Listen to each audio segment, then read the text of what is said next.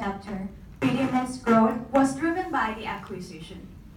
From hospital to hospital, adding brands after brands.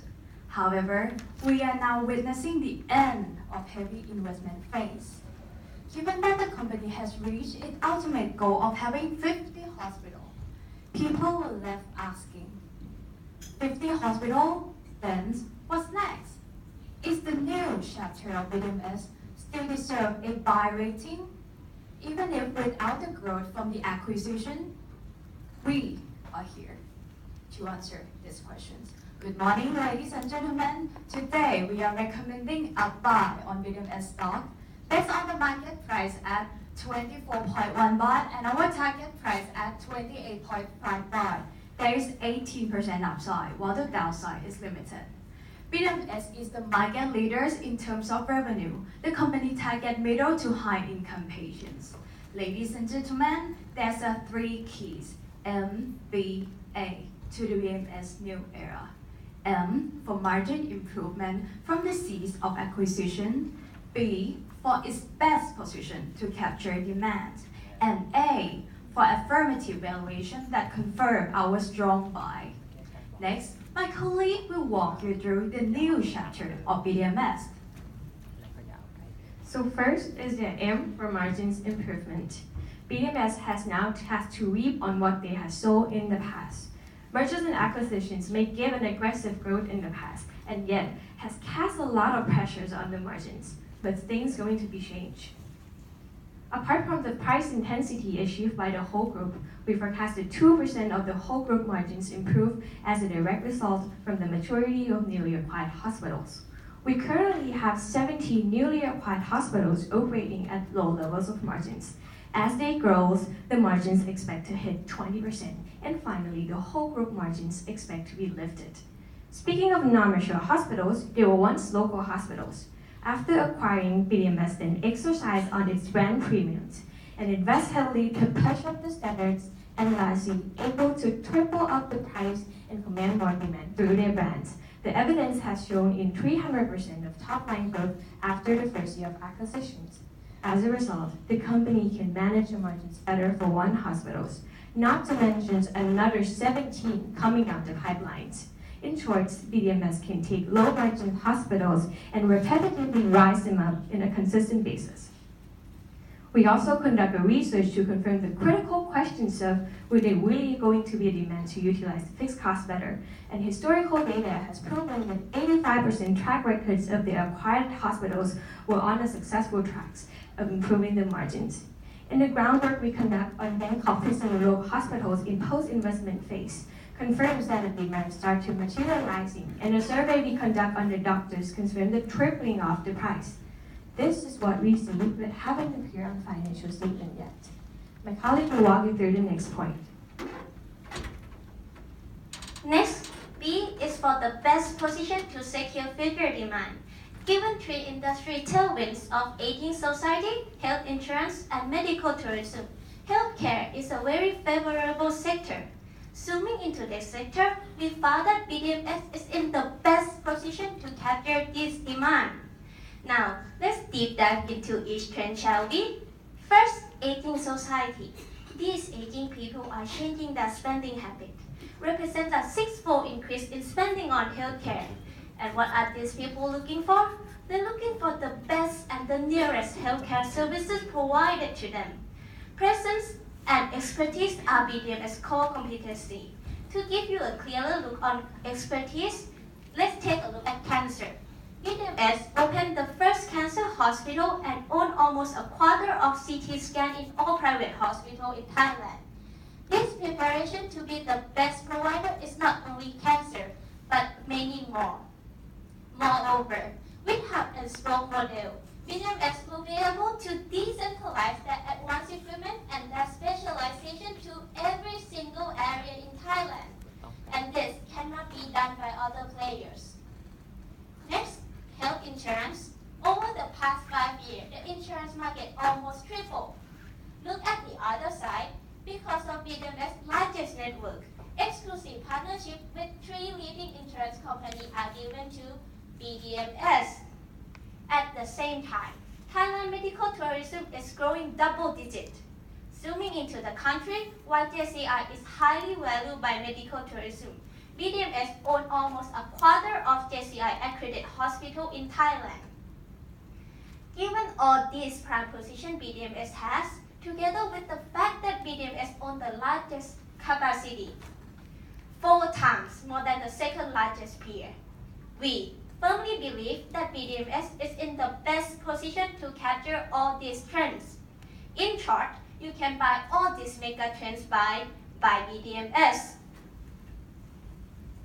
And next, A for affirmative valuation, which strongly supports that BDMS can offer high potential upside with limited downside. Various valuation methodologies all lead to a buy recommendations. However, our valuation is based on discounted cash flow because it can capture all of the growth drivers, the reducing capex spending, and also the change in capital structures. Deep dive to DCF. The driver of this free cash flow growth are first, M for margin improvement, and second, B for best position to capture demand that will increase the number of patients at a rate of 5.4% over the next 5 years and increase our top line growth. And at the same time, the cash outflow would be reduced as the company shift from acquisition-driven growth to be the organic growth and reduce the capex spending from 15% to only 8% of operating revenues. And let me also sum up to answer the question, 50 hospitals, then what's next? BDMS used to have a bold top line growth with low EBITDA margin and high capex spending. But now, the next chapters. The top line growth will slightly slower, but don't forget that the EBITDA margin will increase significantly and the capex spending will be reduced. And this leads to a double-digit free cash flow growth over the next 5 years and lead to a higher potential dividend payout in the future. And with the value of 7.4% and 2.5% terminal growth, we reached the target price of 28.5 baht, offering 18% upside. And the sensitivity analysis between WACC and terminal growth also suggests that most of the cases it will provide upside. And concerning the relative multiple valuations, it also suggests that BDMS is not too expensive compared to peers. Although the current EV/EBITDA and PE is higher than peers, the forward multiple is lower, which is justified by a higher growth of EBITDA margins. And moreover, BDMS is currently trading at a cheaper price compared to its 5-year historical average of price to earning ratio, which is suggesting that this is the right time to buy BDMS. All the 3 points have confirmed high upside opportunity. However, we also concerned about downside, which happen to be limited. Regarding the risk, we have identified the major risks based on their impact and likeliness.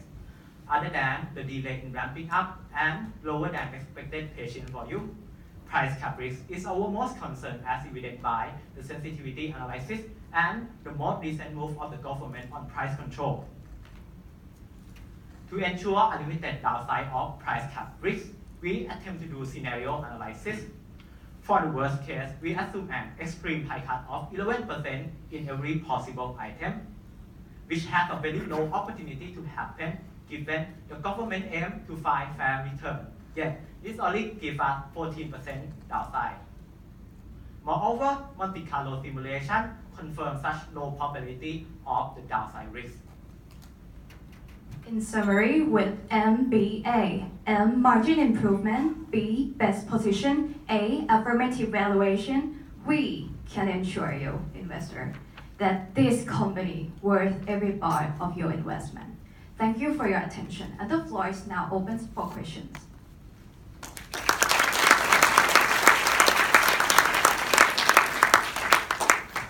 Please allow us to go downstairs to answer the Q&A.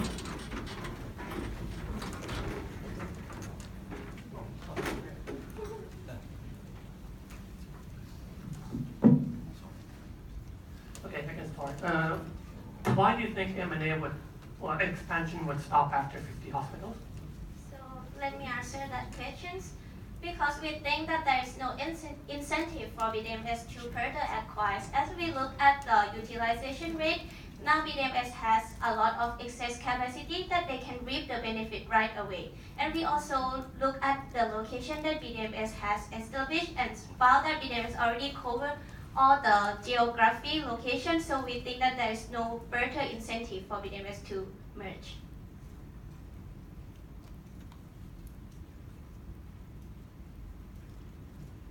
You talk about mature hospital, you talk about margin expansion, that is good. My question is that your assumption of that the mature hospital will reach 20% EBITDA, where did you get that from? I mean, what's the thinking behind that? Let me take that questions. Okay, so thank you for your questions. So first, the 20 hospitals on the 20% of EBITDA margins.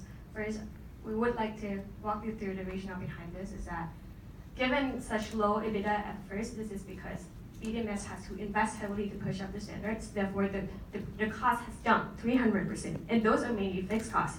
And given the price already tripled up and they already been there, so what we're waiting for right now is the demand to catch up the investment, which is that investment is for to raise up the standards. And after people pass the adoption phase and we see the standard that BDMS can provide, we are sure that the demand can follow, and that's proven by historical data. Right.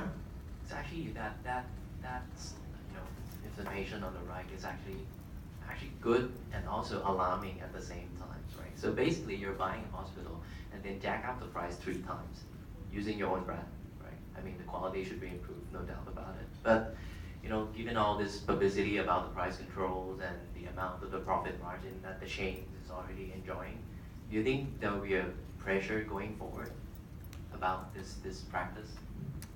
Thank you for the question. So we believe that the price cap will be minimal effect.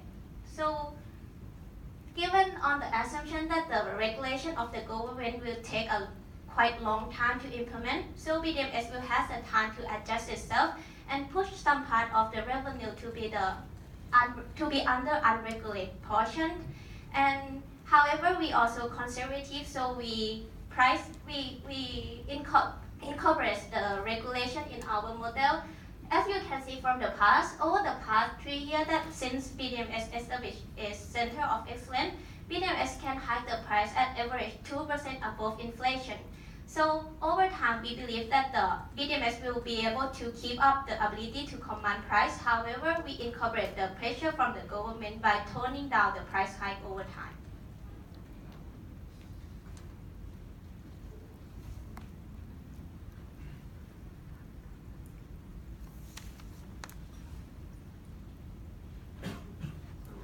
Regarding the ramping up and expanding margin of the new hospital, there have been news that large groups have been investing in hospitals, Group, ECC, and basically everyone is building a new hospital. So how do you take that into consideration when you say you believe that the new hospital will be able to grow and then increase their margins from 10 to 20? Okay, so what we believe in is that hospital industry is like financial industry where you need trust, and that take a long time to build. So we think that the new player is gonna have to establish a lot of time to invest in cap expenditures. Given the hospital industry is a capex intensive, so it's having a high barrier to entry already. Given this factor, do you concern on the doctor or the nurse? I mean, on the people that maybe increase the cost. So could you go to the slide of the cost breakdown? So we believe that in the future the doctor shortage might have some problem, but we incorporate that in our models, and the effect on the margins will minimal comparing to the increase in margin in other factors. For example, currently we believe that about 30% of the overall cost is fixed cost. So it will grow at a slower rate comparing to the overall expense and expand our margin in the future.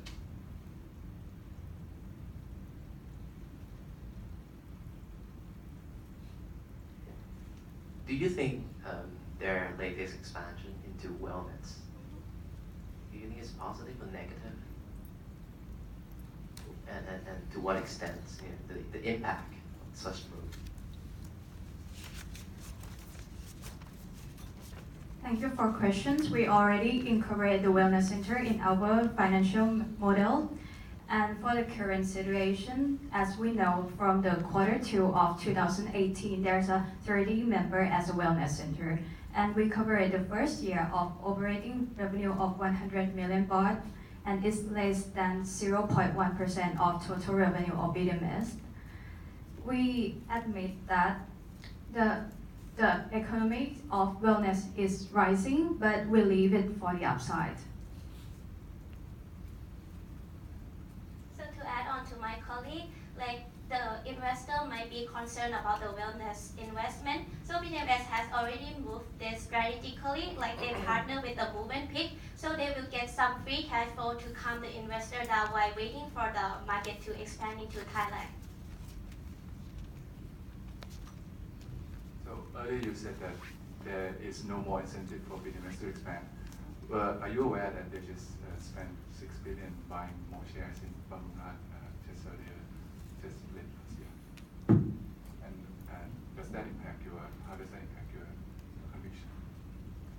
So we believe that the investment in other hospital is their financial investment, like they didn't invest strategically and they didn't like move into the company to strategically move the company, but they just do it for financial purpose. And how do you take that investment into account in your valuation? Okay, so the increase in the stakeholder in BS will increase the share of income from associates, and we base our next few years on the historical data for the growth. And however, for the conservative basis, in the future we will forecast that this share of income will increase at the rate about just 2 or 3% at the same rate as the inflation and GDP, just to be conservative for this share of income. So what you're saying is basically BH will grow its bottom line by 2 or 3% only for in the future. So how do you value this investment stake? Is it on a market value basis or is it on a cash flow basis? We incorporate on the cash flow basis from the increase in bottom line of the BH. To add on, we don't want to be too positive on the BH, given that in the past year, like past 2 years, BH cannot like hike the price anymore, as the price chart already like 4 times than BDMS. And also the utilization rate already reached at like 75%, so we don't want to be too positive on this investment. Okay, going back to your cost a few slides ago, what do you think is the biggest risk to your operating cost assumptions? The most impactful risk is a price cap policy that implemented by the government. Now, operating costs.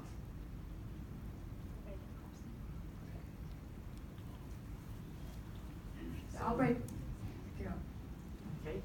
The main risk is the demand that will affect the fixed cost, because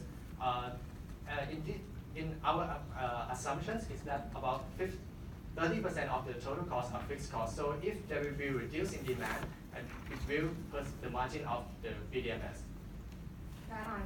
Most of it are fixed costs, like they say, like he said. So the rest to operating costs that you asked would be the running out of payment. Do you think the premiumization trends among the government hospital would pose a significant risk to the doctors, to the employee expense, the nurse and the doctors as well? So you know that most of the doctors who works in private hospital, they also work in public hospital, right? So it's the same doctors. So now the government hospital are paying more. Will that put pressures on your cost structures? One of our core competitive is the advanced equipment, and this is what attract more doctors over time, as the advanced equipment will attract the specialized The time doctors. is up for the Q&A now. Thank you very much, our judges. Thank you. And thank you.